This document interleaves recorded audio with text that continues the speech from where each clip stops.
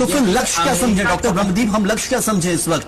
America और Israel का जो लक्ष्य था परमाणु ताकत नहीं बनने देना ईरान को, उसके लिए लगातार पहले कई चेतावनी दी जाती है और चेतावनी के बाद अब फिर हमला किया गया तो खामनेई तो मारे गए, लेकिन उसके बाद एक और सुप्रीम लीडर बन गए और ये आप खुद कह रहे हैं कि अब रुकेगा नहीं वक्त, क्योंकि हमने देखा इस्लामिक रिवॉल्यूशन के बाद सुप्रीम लीडर ही सर्वोच्च होते हैं ईरान में। और अब ऐसे में क्या कुछ निर्णय अमेरिका लेगा? क्या पूरा खात्मा? कितने लोगों की जान जाएगी? नहीं, देखिए बिल्कुल सही बात है आपकी। सबसे महत्वपूर्ण यह है कि अमेरिका का लक्ष्य जो परमाणु जो यह संदेह किया जाता है कि ईरान परमाणु बम बना रहा है, तो ऐसा संदेह तो इराक पर भी हुआ था और वहां पर कुछ मिला नहीं था।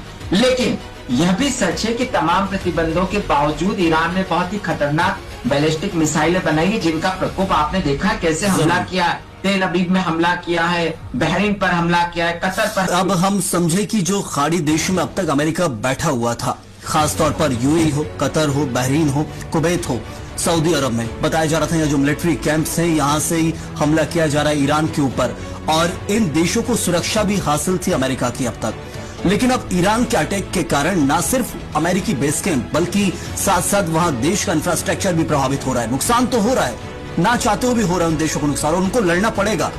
तो हम समझे कि ये एक तरह की सुरक्षा खतरा पैदा कर रही इन देशों के लिए। खामनेई की मौत के बाद एक वर्ग प्रदर्शन भी कर रहा है पाकिस्तान और हिंदुस्तान में। बीते दिन कराची में, लाहौर में आज देखा गया कई लोगों की मौत भी हुई कराची में, आज हमने देखा श्रीनगर में, इसके साथ साथ विजयवाड़ा से भी अभी खबर है, विजयवाड़ा शहर में भी वहां प्रदर्शन हो रहे हैं खामनेई की मौत के बाद। तो ये एक वर्ग जो परेशान है खामनेई की मौत से, क्या वो मान रहा था कि वो उनका नेतृत्व कर रहा है दुनिया में खामनेई? नहीं, बेशक देखिए, आप खामनेई की चाहे जितनी आलोचना करें, लेकिन शिया मुसलमानों के सबसे बड़े नेता खामनेई थे जरूर, और वो उनका नेतृत्व भी करते थे। और ये भी मानना पड़ेगा कि शियाओं की आबादी 10 से 15% है और 85% सुन्नी है, लेकिन उसके बावजूद इस्लामिक दुनिया में नेतृत्व का जो दमखम आयतुल्लाह खामनेई ने दिखाया था, वो किसी और ने नहीं दिखाया। और इसी बात से सुन्नी देश वेस्ट एशिया में पहला न्यूक्लियर पावर बनकर उभरने वाला था ईरान। वो कोशिश थी, यूरेनियम का संरक्षण कर रहा था, और हम देख रहे थे कि उसी का डर अमेरिका को था कई सालों से, और इसराइल को खासतौर पर, क्योंकि इसराइल से उसकी पुरानी जंग रही ईरान की।